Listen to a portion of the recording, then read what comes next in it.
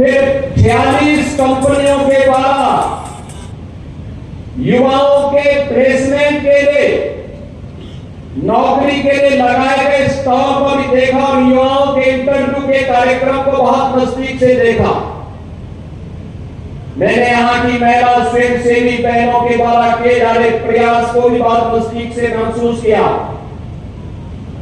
मैंने यहाँ के उद्यमियों के द्वारा अंबेडकर नगर जो आज से 7 वर्ष पहले माफिया और अपराधियों के कारण अपनी पहचान को समाप्त करना था, इस जनपद में नए उद्योग आ रहे हैं। इस कार्य को, उद्यमियों के प्रयास को मैंने देखा और फिर मुझे अपने युवाओं को टैबलेट देने का और जॉब पत्र देने का भी अवसर प्राप्त, नियुक्ति पत्र देने का भी अवसर प्राप्त हुआ है।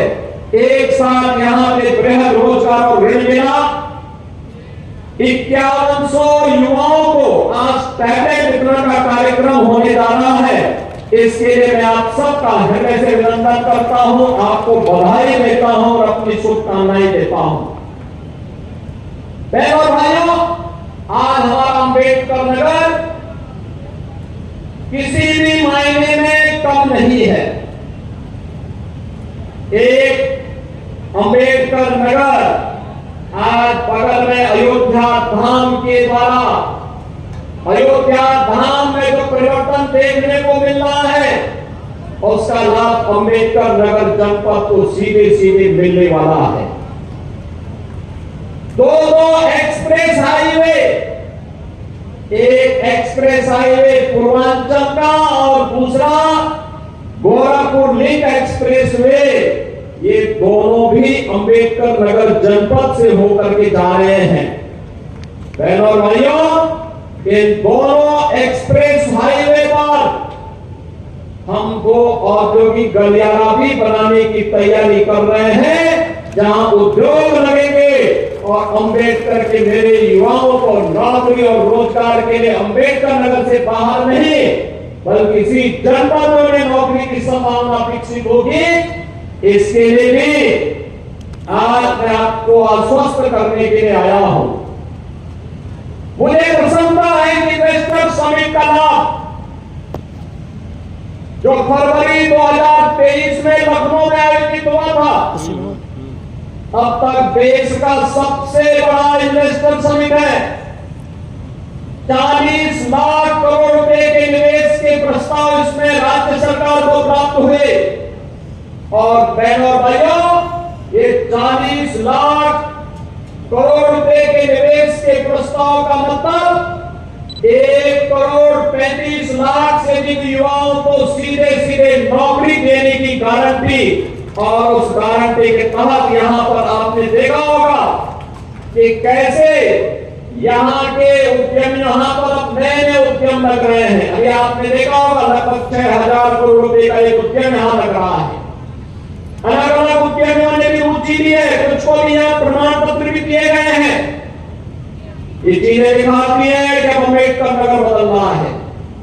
अंबेडकर नगर ने माफिया और भ्रष्टाचारियों से मुक्ति का संकल्प लिया है। और मैं आज अपने युवाओं को यही आश्वस्त करने के लिए आया हूं कि आज जिन 46 कंपनियों ने यहां पर अपने स्टॉल लगाए हैं, ये कंपनियां 21,000 वैकेंसी के साथ आपके पास आई है। 21,000 नौजवानों को ये लोग यहाँ पे नौकरी देने का काम करेंगे, पैकेज देने का काम करेंगे। ये जो एक नौजवान, किसी कोई ग्रेजुएट है, कोई ITI है, किसी ने पॉलिटेक्निक किया है, किसी ने BTech किया है, किसी ने BEd किया है, किसी ने PTC किया है, लेकिन अलग अलग जगह जो जगह खाली है उनको लेकर के कंपनियां आई हैं। वे कंपनियां उनके प्लेसमेंट के लिए प्रतिबद्ध हैं, उन्हें नियुक्ति पत्र देंगी। मैंने शुरुआत की है, दिन भर कार्यक्रम का सिलसिला चलता रहेगा। सभी बैंक यहाँ पर आए हैं, बैंक के लोन मिले, चाहे वह वन डिस्ट्रिक्ट वन प्रोडक्ट की योजना के अंतर्गत हो, प्रधानमंत्री रोजगार सृजन योजना का कार्यक्रम हो, मुख्यमंत्री युवा स्वरोजगार योजना हो, स्वयं सहायता समूह या MSME सेक्टर में पीएम विश्वकर्मा या किसी भी अन्य योजना के अंतर्गत किसान क्रेडिट कार्ड हो या कृषि ऋण से संबंधित जो भी कार्यक्रम होने हैं, आज अकेले यहाँ पर लगभग 200 से 250 करोड़ रुपए का ऋण का वितरण यहाँ के उद्यमी, यहाँ के व्यापारी, यहाँ के नौजवानों को, नए उद्यमियों को प्राप्त होने वाला है। और इसके माध्यम से रोजगार सृजन की नई संभावना हमारा युवा इसके माध्यम से तय कर पाएगा। बहनों और भाइयों, एक समय हम लोगों का था, हम लोगों को स्कूल कॉलेज में पढ़ते समय कॉपी किताब भी सही समय पे नहीं मिल पाता था, खरीदने में भी उपलब्ध नहीं हो पाता था। और आज हम अपने युवा को तकनीकी रूप से सक्षम बना रहे हैं। 2 करोड़ युवाओं के लिए टैबलेट और स्मार्टफोन की व्यवस्था की है। आज अकेले यहां पर कटहरी में 5100 नौजवानों को हम यहां पे टैबलेट देने जा रहे हैं, जिनमें 11 को मैंने दिया है। मेरे जाने के बाद हमारे मंत्री ने यहां रुक करके उन्हें टैबलेट उपलब्ध कराने का काम अधिकारियों के माध्यम से करेंगे। ऐसे ही यहां पर इन युवाओं को हम तकनीकी रूप से सक्षम बना सके। हमारा युवा कहीं भी जाए, उसके लिए जब वो निकलेगा, मुख्यमंत्री अप्रेंटिसशिप स्कीम की योजना है, पीएम अप्रेंटिसशिप स्कीम योजना है, इन योजनाओं के साथ जोड़ने का कार्य नहीं करेगा। आज इसी का परिणाम है कि आज से 7 वर्ष पहले उत्तर प्रदेश देश का एक डार्क स्पॉट माना जाता था, जिसके बारे में कहा जाता था कि उत्तर प्रदेश भारत के विकास का बैरियर है। आज वही उत्तर प्रदेश डार्क स्पॉट नहीं, बल्कि भारत के विकास का एक ब्राइट स्पॉट के रूप में अग्रसर होकर के भारत के विकास का ग्रोथ इंजन बनने की तैयारी के साथ अपने आप को खड़ा किया है। आज उत्तर प्रदेश भारत के प्रधानमंत्री मोदी जी के द्वारा विकास का जो भी विजन दिया गया है, विकास के उस विजन के अनुरूप हर एक कार्य में ड्राइविंग सीट पर बैठ करके लीडरशिप की स्थिति में आकर के कार्य के मॉडल प्रस्तुत करने का कार्य कर रहा है। और यही कारण है कि पिछले 7 वर्ष में उत्तर प्रदेश ने अपना परसेप्शन बदला है। जिस प्रदेश में पहले दंगे होते थे, अराजकता फैलती थी, गुंडागर्दी होती थी, अव्यवस्था फैलती थी, माफिया हावी थे, बेटी और व्यापारी सुरक्षित नहीं था, आज वही उत्तर प्रदेश निवेश का ड्रीम डेस्टिनेशन के रूप में उभरा है। कानून व्यवस्था का मॉडल बनाने में सफल हुआ है। सर्वाधिक सरकारी नौकरी देने वाला राज्य के रूप में आया है। सर्वाधिक रोजगार सृजन वाले राज्य के रूप में आगे बढ़ा है। और बहनों और भाइयों, मैं आपको आश्वस्त करने के लिए आया हूं अपने युवाओं को कि युवाओं के भविष्य के साथ किसी को भी खिलवाड़ करने की छूट नहीं दी जाएगी। वह समय गया जब नौकरी निकलती थी और चाचा और भतीजा वसूली के लिए निकल पड़ते थे, उनका गैंग वसूली के लिए निकल पड़ता था। बहनों और भाइयों, आज कोई आपके भविष्य के साथ खिलवाड़ नहीं करेगा। अगर कोई करने का दुस्साहस करेगा तो आप मान करके चलिए कि उसकी पूरी संपत्ति को जब्त करवा करके उसको गरीबों में वितरण करने का काम करवा देंगे। महिलाओं के लिए महिला संरक्षण गृह बना देंगे। वहां पे निवासित बच्चों के लिए उनके लिए कोई कार्य, किसी कार्यक्रम के लिए स्थल का निर्माण करा देंगे। लेकिन किसी भी बेईमान और भ्रष्टाचारी को अराजकता फैलाने की छूट नहीं देंगे। युवाओं के भविष्य के साथ खिलवाड़ करने की छूट नहीं देंगे। और इसीलिए इन सब प्रयासों का परिणाम है कि हमने युवाओं की ऊर्जा का लाभ दिया, उन्हें सम्मान दिया, उत्तर प्रदेश देश की 7वीं बड़ी अर्थव्यवस्था से अब देश की नंबर 2 अर्थव्यवस्था बनने में सफल हुआ है। भारत की जीडीपी में आज उत्तर प्रदेश लगभग 9.5% का अपना योगदान दे करके देश की नंबर 2 अर्थव्यवस्था के रूप में उभर करके सामने आया है। आज बहनों और भाइयों, मैं आप सबको एक बारे में कहना चाहता हूं।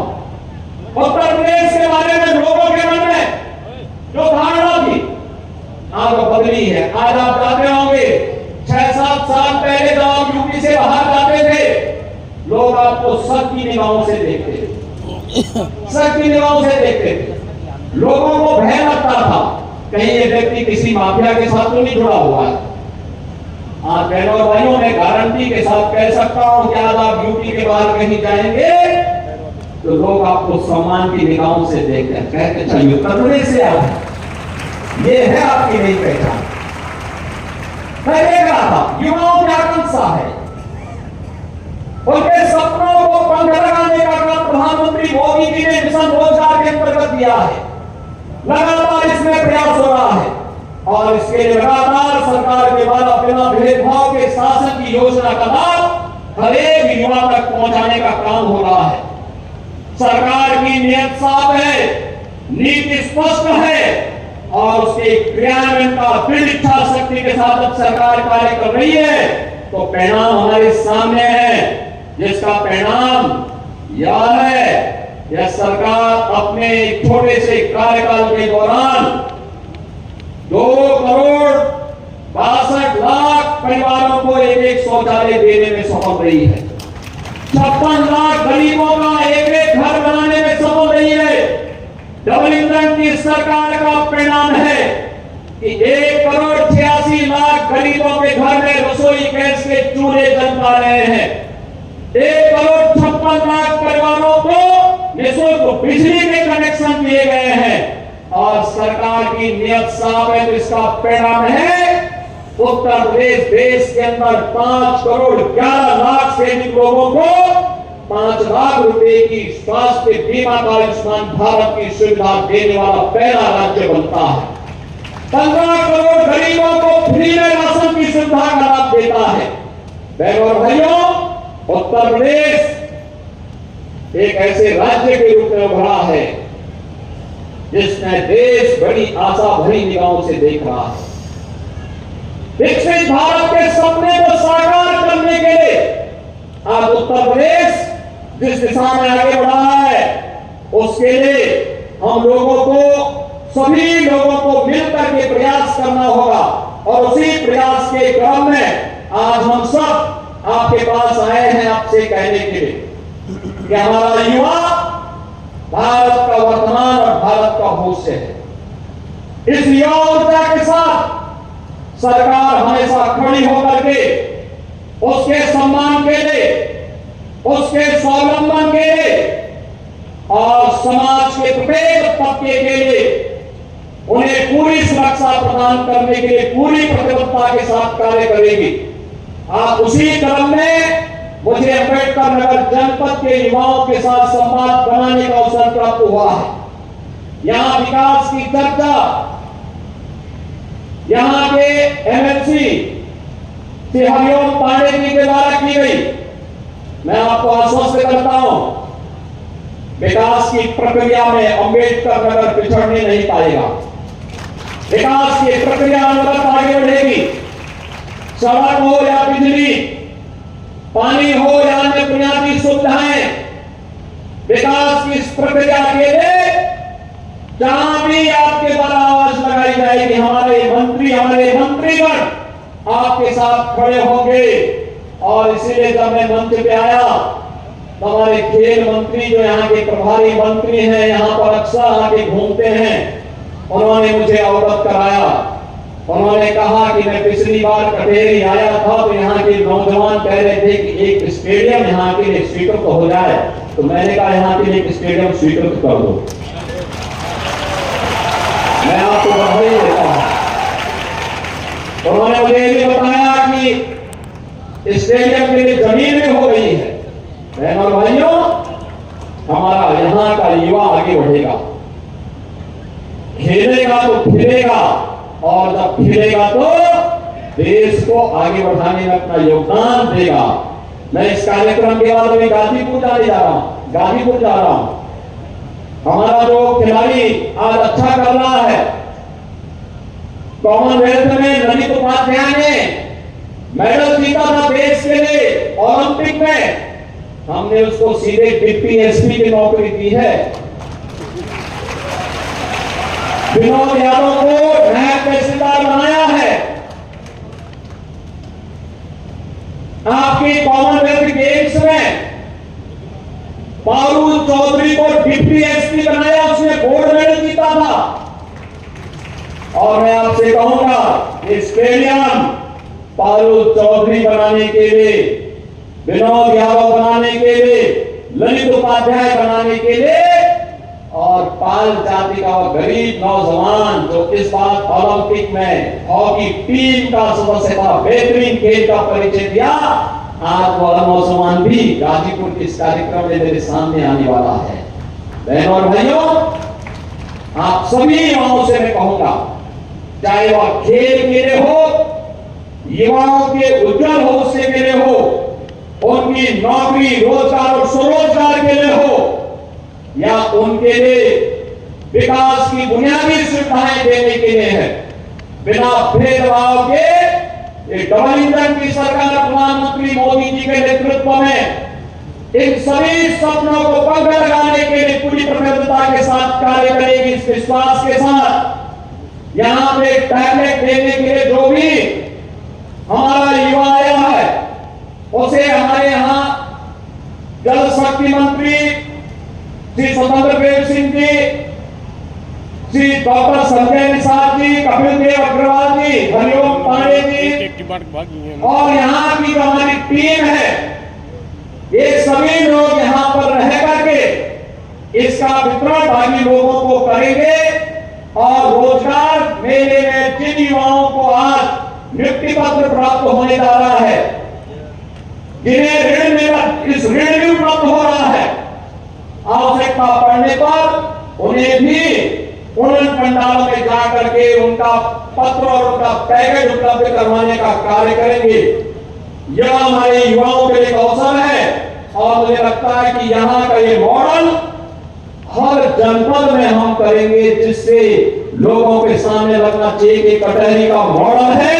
हर प्रदेश के हर जनपद के युवाओं को यह अवसर प्राप्त होना ही चाहिए। आज के इस अवसर पर एक बार फिर से आप सबको मैं इस अवसर पर अपनी बधाई देता हूं।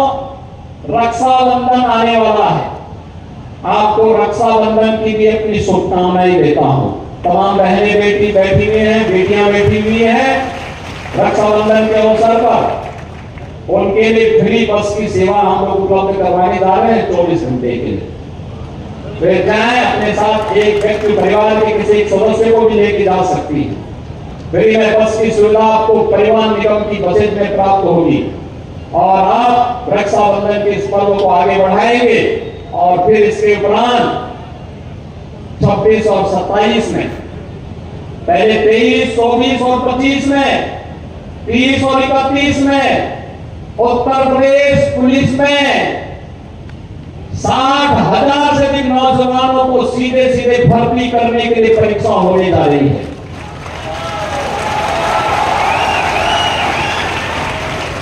याद करिए, 60,000 भर्ती एक साथ कभी नहीं हुआ। और इसमें भी याद रखना, 20% बेटियों को भर्ती करेंगे, जिससे सड़कों पर शोहरों को ठीक उपचार कर सकेंगे। और दूसरा, पारदर्शी तरीके से बिना भेदभाव के भर्ती होगी। उत्तर प्रदेश के हर जनपद का नौजवान उसमें भर्ती होगा। यह प्रक्रिया इन 5 तिथियों में संपन्न होने जा रही है।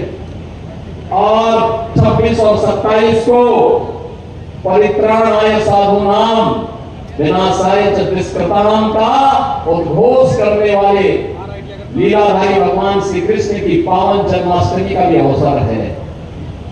आपका जनपद तो ऐसे दुष्प्रवृत्तियों से पहले ही मुक्त हो चुका है। बाकी जो बचे होंगे वे भी कहीं लुढ़कते हुए कभी पकड़ में आ जाएंगे। चिंता करने की कोई आवश्यकता नहीं, सरकार आपके साथ में है। आपको रक्षाबंधन और श्री कृष्ण जन्माष्टमी की हृदय से बधाई देता हूं, अपनी शुभकामनाएं देता हूं। आप सब मेरे साथ बोलेंगे भारत माता की, भारत माता